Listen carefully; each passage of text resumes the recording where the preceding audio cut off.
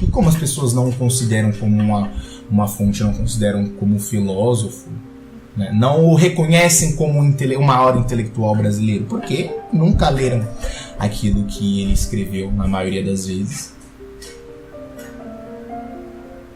Não fizeram as aulas do COF, não assistiram às aulas do COF. Apenas assistem a vídeos na internet onde pessoas pegam pequenas partes do COF e deturpam o contexto daquilo.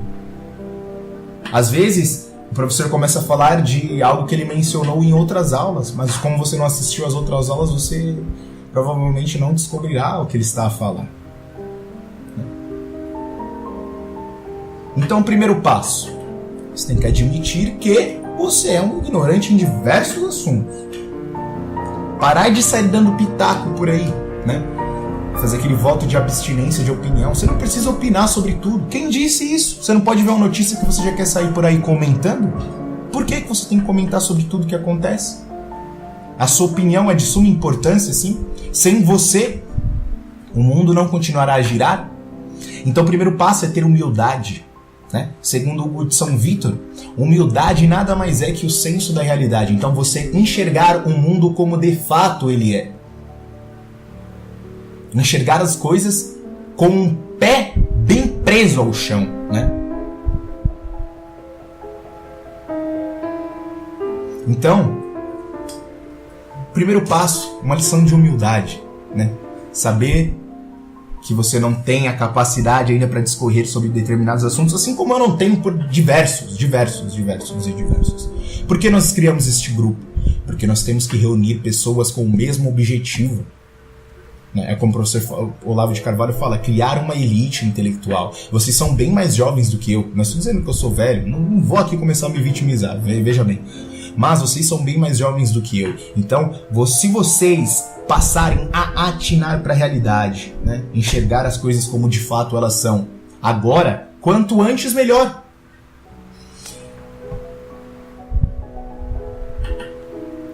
Esqueçam isso, como o professor Piero Luigi Piazzi, de eu quero a área de exatas, eu quero a área de humanas. Veja bem, isso é idiotice. Do que adianta saber fazer equações de segundo grau, derivadas, enfim, mas não saber escrever 2 orações, 10 linhas, sem cometer erros esdrúxulos sobre gramática, de gramática portuguesa? Do que adianta? O inverso também se aplica. É importante saber. Lógico, nada o impede de se aprofundar em determinados assuntos. Mas não tem esse pensamento minimalista, né? Também não estou falando para vocês aquilo, fugir daquela questão de eu quero ser especialista eu sou especialista em estudos de gênero. Que merda é essa? Esqueçam isso de querer acumular diplomas. Diploma não quer dizer absolutamente nada. Veja bem, já formei-me em faculdades, fiz licenciatura, bacharelado em educação física, estou na pós-graduação agora. Não sou carreirista, não saio por aí falando que tenho todos esses diplomas. Isso pra mim não equivale nada. Nada. 2 anos no COF me ensinaram muito mais do que 4 anos na universidade. E veja bem, o COF eu assistia às aulas ali, assistia 2, 3 aulas por semana, acompanhava a aula mais recente no fim de semana, né? E a faculdade eu ia ali todo dia, era metódico a coisa, todo dia, naquele horário, tinha que estudar, eu não gostando da aula ou gostando. Eu não assisti uma aula do COF que eu não gostei. O professor Olavo de Carvalho é engraçado, muito inteligente, faz você rir, faz você entender os assuntos. E quando você adentrar lá, eu aconselho que vocês entrem, se tornem alunos dele, não se arrependerão, será o melhor investimento que vocês fizeram na vida. Vocês não irão se arrepender. E o professor Olavo de Carvalho afirma que ele gosta de pessoas que não sabem nada. Então, não sei nada sobre... absolutamente nada, não sei nada sobre filosofia. É esse tipo de aluno que o professor Olavo de Carvalho quer. Não que, nossa, então assim é mais fácil para ele doutrinar os alunos, né? Quando não sabe nada, não. Ele vai fazer você estudar de fato e começar a fazer o caminho certo, que foi o caminho que ele fez para aprender, né? Ao invés de começar lendo os filósofos mais atuais, por exemplo, se você para ler o que chamam de filósofos atuais no Brasil, você vai parar em que? Em Karnal, Cortella, olha o nível. Aí você fala assim, você já ouviu falar de Sócrates? Aquele lá do só sei que nada sei. É mais ou menos isso que as pessoas falam, né? Mas nunca ouviram falar dos pré-socráticos, nunca leram a República. Se falar o que é clássico para ele acha que eu ouvi música clássica, ele vai falar que tá ouvindo Beethoven, por exemplo, né? Mas não. Por exemplo, se você falar o que é um clássico do filme, é algo que até hoje é considerado como bom, é eterno. Clássico é aquilo que é eterno, né? Então se confundem-se muitos termos. E também não adianta, veja bem, vocês começarem, então eu tenho que ler tudo de Platão, Aristóteles, seria ótimo, mas veja bem, não quer dizer que lendo tudo isso você se tornará uma pessoa mais inteligente, porque muitas das vezes você não estará pronto para aquilo, né? O professor Olavo de Carvalho até conta a história de um rapaz que lia muito, né? E quando ele encontrou o professor, ele falou, nossa, você lê muito também, né? Mas você entende alguma coisa que você lê nesses livros? Que deu a entender que o cara não entendia nada. Ele lia muito, mas não entendia nada do que ele lia. Então veja bem, quantidade não quer dizer nada. Ler muitos livros não, assim, não por via de regra, não o tornará mais inteligente. Não quer dizer isso. Não quer dizer isso. Aí que caímos naquela questão do analfabetismo funcional.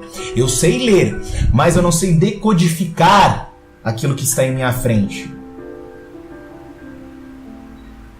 A prova viva, torna a dizer, é o que aconteceu com a ministra, sobre a questão da metáfora. Mas ninguém parou para pensar que a maioria das pessoas não sabe o que é uma metáfora. Vocês entendem isso? Que as pessoas às vezes têm... Todo mundo, todos nós, das faculdades públicas à faculdade privada, e da escola pública à escola privada também, lógico que há exceções, veja bem, há exceções. Mas estamos a generalizar aqui, para facilitar o entendimento. Nós sofremos por graves lavagens cerebrais. Então, até retirarmos aqueles jargões que foram colocados em nossas mentes, né? Aprendermos de fato a estudar e talvez termos que regredir ao básico, isso levará muito tempo. Muito tempo mesmo. E poucas pessoas estão dispostas a buscar a verdade de fato. Começando que, às vezes, a pessoa não sabe fazer uma equação de primeiro grau, mas ela tem vergonha disso. Então ela não parará para aprender as operações básicas de novo, porque ela tem vergonha daquilo, porque ela sabe que ela deveria saber.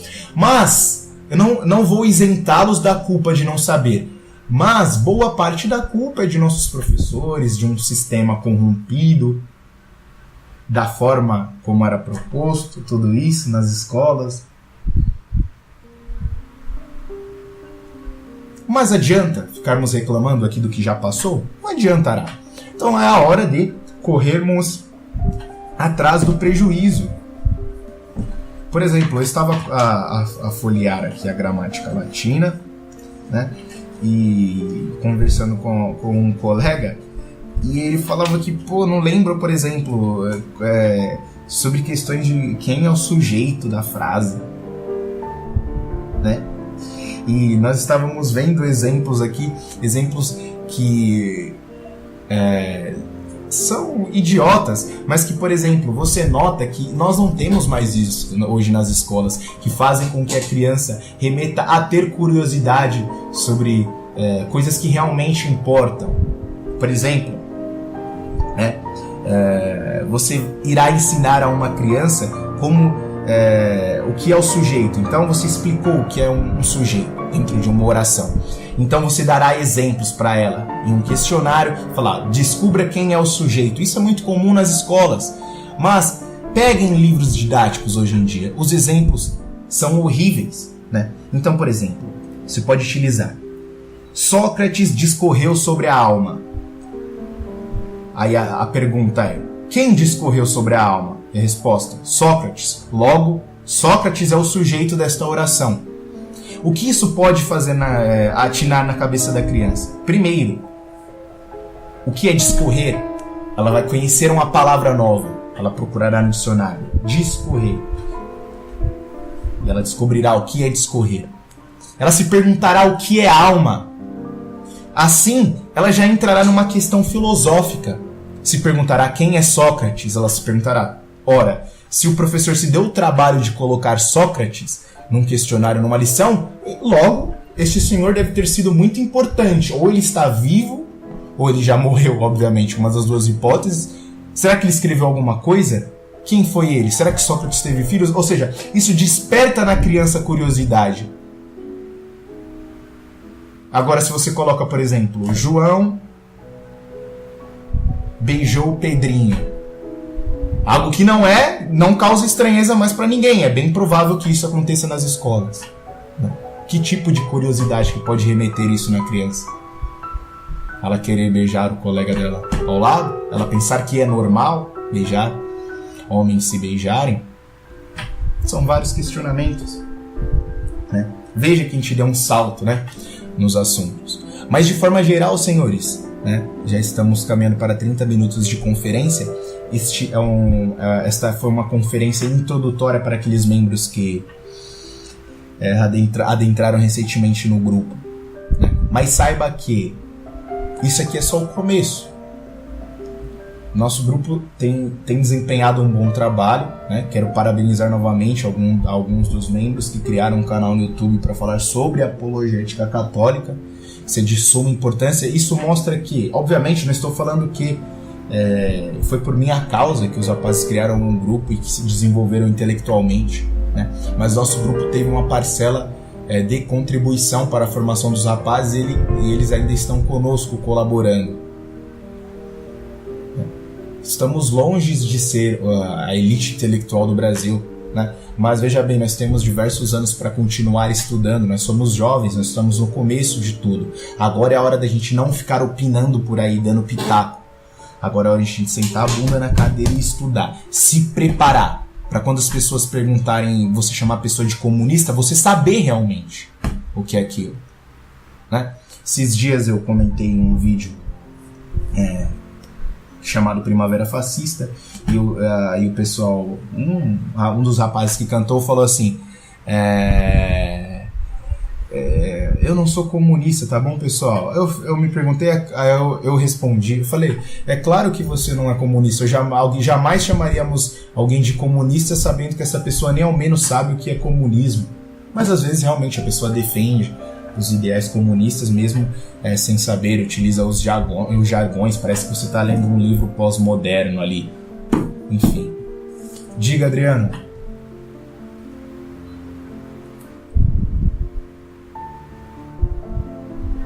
Claro.